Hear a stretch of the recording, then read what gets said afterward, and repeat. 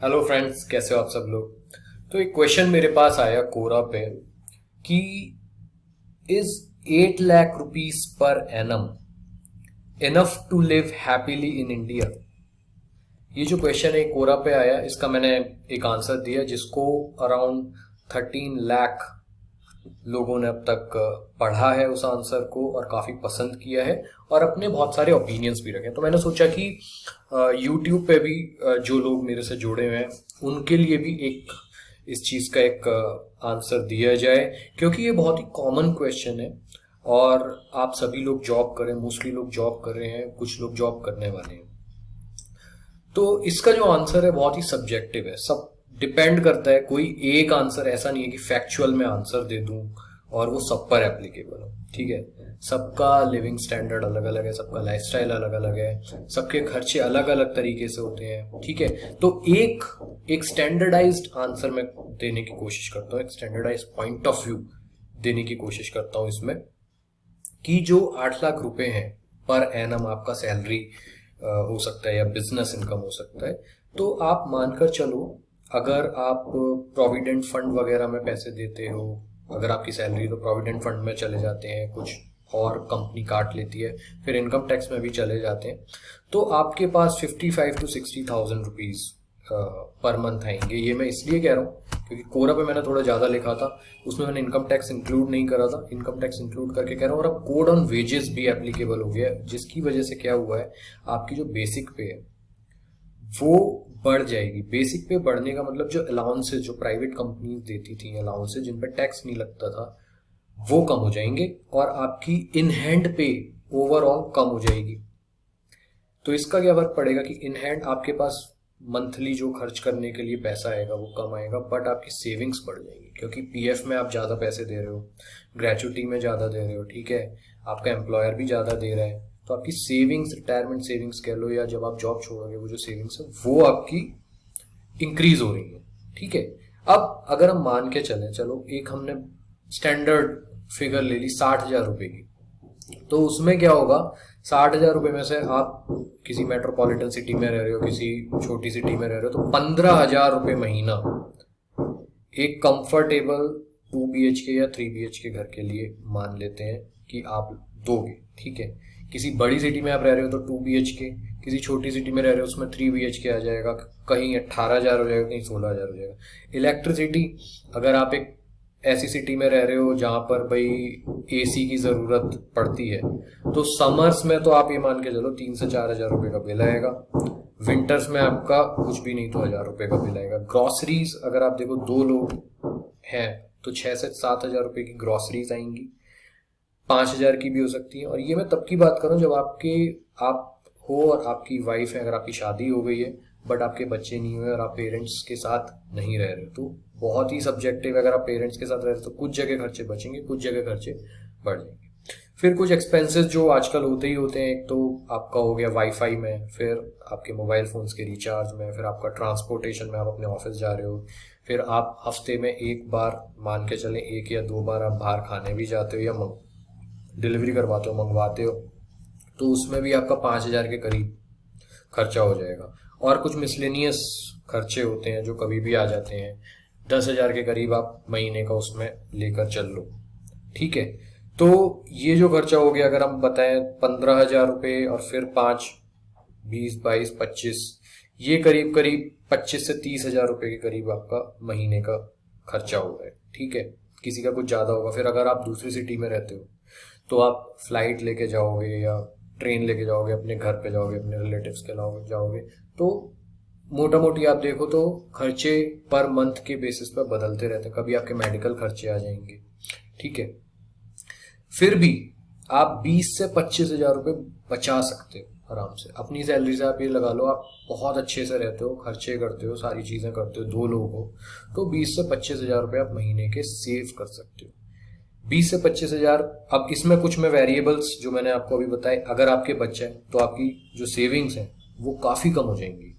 ठीक है, एक टाइम के बाद, पहले तो बच्चे का जब जन्म होगा, उसके बाद मेडिकल में चीज़ों में, वैक्सीनेशन में, हॉस्पिटल्स और दवाइयों में का बहुत पैसे लगते हैं। फिर ठीक है, उसके बाद बच्चा थोड़ा बड़ा होता है, फिर वो प्ले स्कूल में जाएगा, फिर और बड़े स्कूल में जाएगा। तो आज के टाइम पे अगर आप ये मानकर चलो, जो प्ले स्कूल्स की भी जो फीस है किसी बड़े शहर में, नॉर्मल प्ले स्कूल की 5,000 6,000 रुपये महीने की फीस है। और जैसे जैसे क्लास बढ़ेगी फीस बढ़ती ही जाती है, ठीक है। फिर आपकी हैबिट्स आ जाती हैं, आप स्मोक करते हो तो ऑब्वियसली अगर आप स्मोक करते हो तो उसमें भी आप अपना खर्चा मान लो। एक सिगरेट मेरे ख्याल से 15-20 रुपए की अगर आती है, दिन में आप 4-5 भी पीते हो, 100 रुपए का भी खर्चा करते हो, 2-2,500 रुपये तो यही हो गए। फिर अगर आप ड्रिंक करते हो, कितना ड्रिंक करते हो, ओकेजनली करते हो या डेली थोड़ा थोड़ा करते हो, ये सब चीज़ें, ये हैबिट्स होती हैं।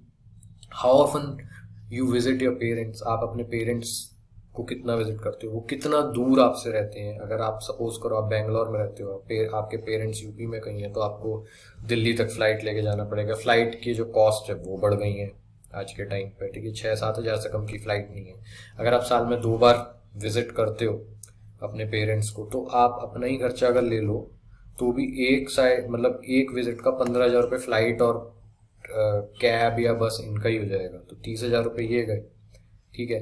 30,000 को अगर आप डिवाइड करो 1 ईयर से, तो 2 से 2,500 रुपये महीना हो गया 2 विजिट का, ठीक है। अगर आप इस तरीके से उसे लगाते हो, फिर अगर आप पेरेंट्स के साथ रहते हो, रेंट आपका अपना घर है, तो आपका बहुत बड़ा खर्चा बच रहा है, रेंट का एक खर्चा बच रहा है आपका बहुत बड़ा, ठीक है। तो ये चीज़ें हैं। तो और उसमें अगर हम कुछ चीज़ें ऐड करें, मुंबई में अगर आप रहते हो तो 8 लाख रुपए में गुजारा चलना बहुत मुश्किल है, क्योंकि जो हाउसिंग रेंट है वो बहुत ही ज़्यादा है, ठीक है। लोकल ट्रांसपोर्ट वगैरह थोड़ा सस्ता है, पर सबसे बड़ा खर्चा होता है आपके रेंट का, आपके घर का, तो वो बहुत ज़्यादा है, तो मुश्किल हो जाएगी। लेकिन मुंबई में थोड़ी सैलरीज और भी ज़्यादा होती हैं। बट बैंगलोर वगैरह में आप रहते हो, बैंगलोर हो गया या पुणे हैदराबाद हो गया, दिल्ली प्रॉपर दिल्ली हो गया, वहाँ पे आप 20,000 से कम ही सेव करोगे। लेकिन अगर आप Tier 2 सिटी में रहते हो, जैसे कि सपोज करो आप देहरादून में रहते हो या इंदौर जैसी जगह पर रहते हो, नागपुर रहते हो, इस टाइप की सिटीज़ में रहते हो, स्टेट कैपिटल्स हो गए, वहाँ पे आप आराम से 20-25,000 रुपये बचा पाओगे, ठीक है। तो ये कुछ चीज़ें हैं।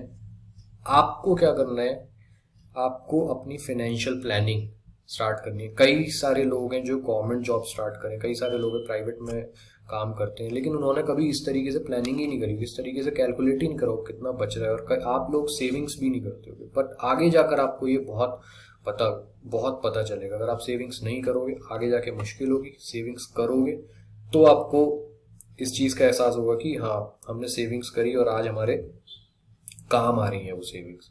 तो एक एक्सेल शीट मेंटेन कर लो या कहीं किसी कॉपी पे लिखना शुरू कर दो जहाँ पे आपको लगता है आपके पैसे बच सकते हैं। भाई छोटे छोटे आप खर्चे जो है ना उन्हें बचा कर ही आप काफ़ी कुछ अचीव कर सकते हो आगे जाकर। 10 साल 15 साल में ये चीज़ें बहुत बढ़ी जाती है, क्योंकि आपके बच्चे होंगे, बड़े होंगे, स्कूल जाएंगे, उनके इतने खर्चे होंगे, आप लोगों के भी खर्चे होंगे, पेरेंट्स के खर्चे होंगे, ठीक है।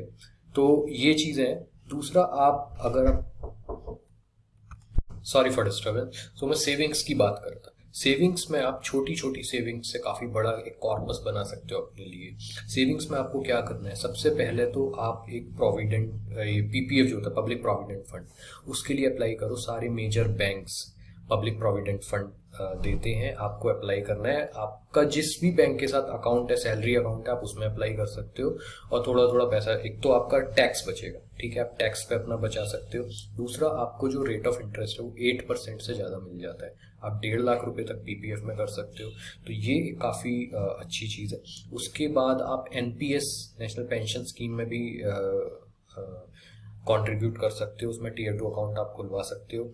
तो नेशनल पेंशन स्कीम का क्या है कि डेट और इक्विटी दोनों में लगाती है, पर बहुत ही रिलेटिवली काफ़ी सेफ है। मेरा एनपीएस में एक अकाउंट है, मुझे 10% के आसपास आज तक का जो रिटर्न है वो मेरा 10% के आसपास का है, ठीक है।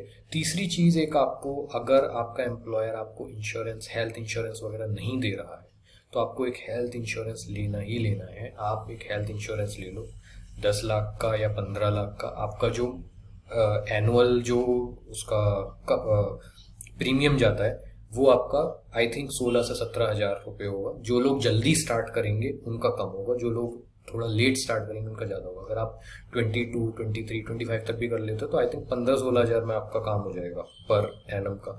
बट उससे काफ़ी फ़ायदा होता है। एक तो आपको एनुअल चेकअप्स मिल जाते हैं फ्री के, ठीक है, आप एक बार अपनी वाइफ का एनुअल चेकअप करा सकते हैं, जो भी इस पॉलिसी में कवर होते हैं। उसके अलावा हॉस्पिटलाइजेशन हो गया, काफ़ी सारी बीमारियां जो होती हैं वो कवर होती हैं, उससे एक आपकी चिंता थोड़ी कम हो जाती है। एक आप लाइफ इंश्योरेंस भी ले सकते हो। लाइफ इंश्योरेंस का मैं आपको एक डिटेल में भी एक वीडियो में बताऊंगा, लेकिन लाइफ इंश्योरेंस में टर्म इंश्योरेंस लेना कि मतलब खुदा ना खास्ता कभी कुछ भी हो गया तो आपको या आपके जो डिपेंडेंट्स हैं उन्हें एक पैसा मिले।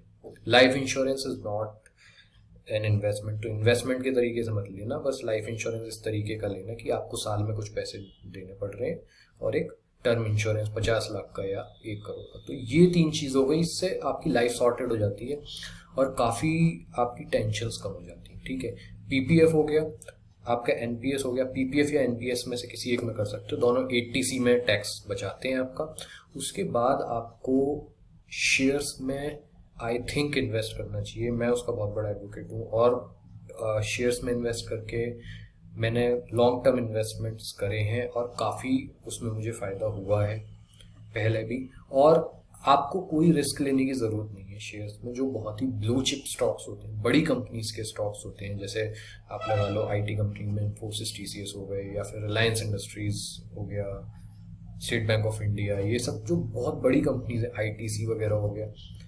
आपको पता है जिन कंपनीज के बारे में, आप जिनके प्रोडक्ट्स यूज करते हो और आप देखते हो कि भाई सभी लोग ये सारे प्रोडक्ट्स यूज करते हैं, उन कंपनी में थोड़ा थोड़ा करके एसआईपी लगाओगे तो आपको सबसे ज्यादा रेट ऑफ इंटरेस्ट या रेट ऑफ रिटर्न, इंटरेस्ट नहीं बोलना चाहिए, रेट ऑफ रिटर्न उन्हीं में मिलेगा। रेट ऑन इन्वेस्टमेंट आरओआई वो 10% से ज्यादा होने के काफी ज्यादा चांसेस हैं। और अगर आप डायरेक्ट इक्विटीज में नहीं लगाना चाहते तो थोड़े से आप म्यूचुअल फंड लीजिए। अगर आप चाहते हो कि मैं म्यूचुअल फंड या इक्विटीज पे वीडियो बनाऊं डायरेक्टली, तो आप मुझे कमेंट्स में लिख के बता दें। तो ये हुई हमारी सेविंग्स की बात और हेल्थ इंश्योरेंस और लाइफ इंश्योरेंस की बात। तो ये आपको करना ही है अभी जल्दी से जल्दी, जिससे कि आगे जाकर आप सेफ रहें और आपको टेंशन कम, क्योंकि फिर आगे जाके आपके गोल्स बदलेंगे, आपको घर लेना होगा, आपको गाड़ी लेनी होगी, ये सब चीज़ें लेनी होगी। पर मैं तो ये सजेस्ट करूँगा गाड़ी वगैरह लेने से पहले, क्योंकि ये सब लाइबिलिटीज़ होती हैं, आप इन सब चीज़ों में पहले थोड़ा सा पैसा इन्वेस्ट करो या सेव करो। कोई भी आपका क्वेश्चन है इस चीज़ से रिलेटेड, इस डाउट से रिलेटेड, तो आप कमेंट्स में डालिए, मैं पक्का उसका आंसर करूँगा इन सब चीज़ों के लिए। ठीक है, क्योंकि मैं यही चाहता हूँ जितने लोग भी मेरे से जुड़े हैं, जितने लोग भी तैयारी कर रहे हैं, काफ़ी लोगों की जॉब लग गई है या लगने वाली है, या आप भी जानते होंगे आपके बड़े भाई बड़ी बहन या आपके परिवार में काफ़ी लोग होंगे जो सेविंग्स करना चाहते हैं, या फिर उन्हें पता नहीं लग रहा है, या फिर अच्छे से पैसे को मतलब सही तरीके से खर्च करना चाहते हैं, तो उनके लिए काफ़ी मैं हेल्पफुल वीडियोस बना सकता हूँ। So all the very best in सब चीज़ों एस्पेक्ट्स के लिए, तैयारी के साथ या जॉब्स के साथ, इन सब चीज़ों का भी आपको ध्यान देना है। ठीक है, so all the very best. कोई भी चीज़ हो कमेंट में डालिए। Thank you.